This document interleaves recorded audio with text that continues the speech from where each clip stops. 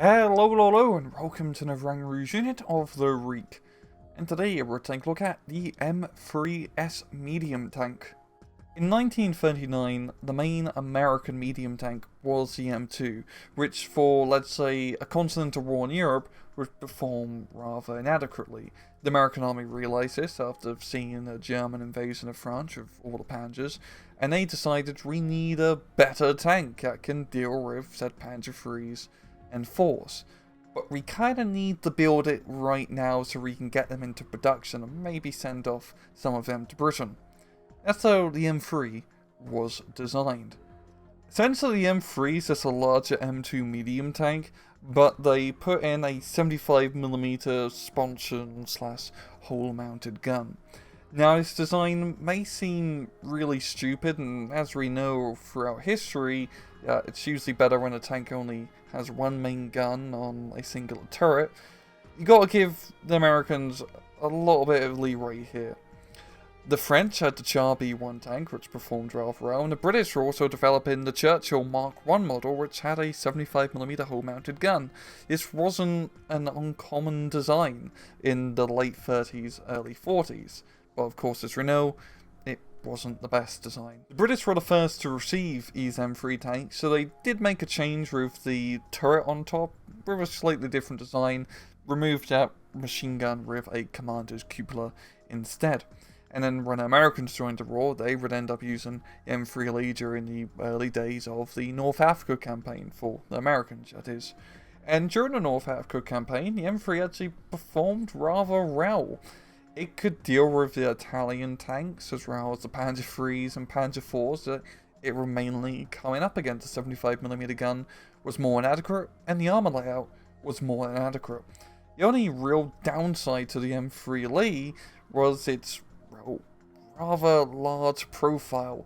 It was a very tall and very big tank. It was very easy to spot, and also because it was a hull-mounted 75mm gun, they couldn't do a hull-down position where the Americans preferred to put their tanks. And of course, the M3 would slowly be phased out of service as a better design came in, which was the M4 Sherman. And this was the plan all along. The M3 really was just a stopgap design until something better could be made. That was the M4. Some M3s would still end up seeing service under British use in the Burma campaign. The Americans would end up sending 1,300 of these tanks to the Soviet Union under the Lend-Lease program. The Soviets weren't a huge fan of the tanks, mainly due to the fact, they already had a lot of their T-34s, which fit in with their armor doctrine. The whole profile really made it a death trap, and so they coined it the rather fond name of a coffin for 7 comrades. Because of this reputation, they were really just sent off to sideline secondary fronts where they didn't really have to see all that much service or frontline fighting.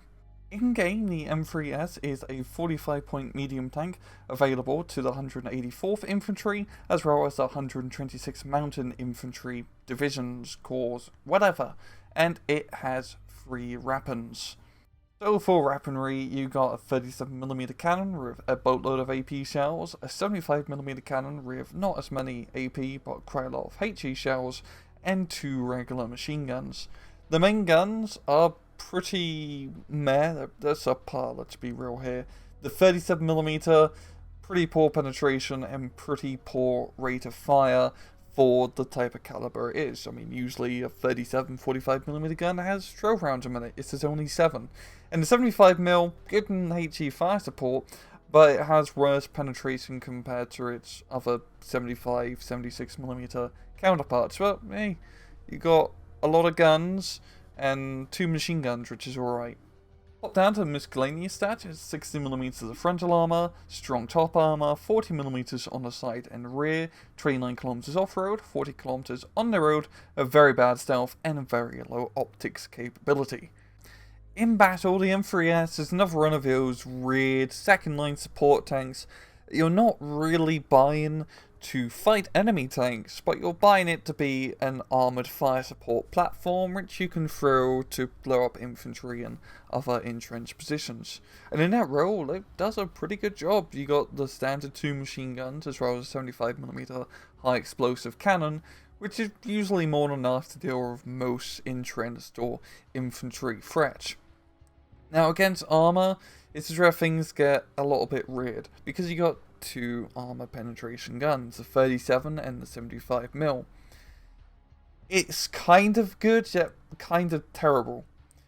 Even though you have pretty poor penetration on the 75mm and especially on the 37mm, you're not going to really be killing many tanks at long range unless they're lightly armoured. If it's lightly armoured, you would just go through it like a hot knife through butter, because you got two guns, that's a lot of dakka. Against more heavily armoured targets, not really going to be penetrating. But with two guns, you do a bit more suppressive damage compared to just having one gun, and there's also more chance of you getting critical hits, which is pretty cool. Compared to like the T-34-76 1943 model, has slightly worse armor and a slightly worse main gun, but you got an extra gun for you, so it kind of pays out in a sense. The M3 is a really weird tank to use, and especially considering how you're going to be deploying the tanks. With 184th, you only got a handful of these command tanks, and some M5s and some Valentine tanks. Woohoo. With 126, you get a substantial amount of M3s, considering, and then you got some BT-7s. You don't have a lot of other tank options with the divisions that have M3 Lees. And that's kind of the problem with how you want to use it. You don't have that T-34-76 spam or other regular Soviet tank spam which you can use to be your main frontline tank force, which is usually necessary.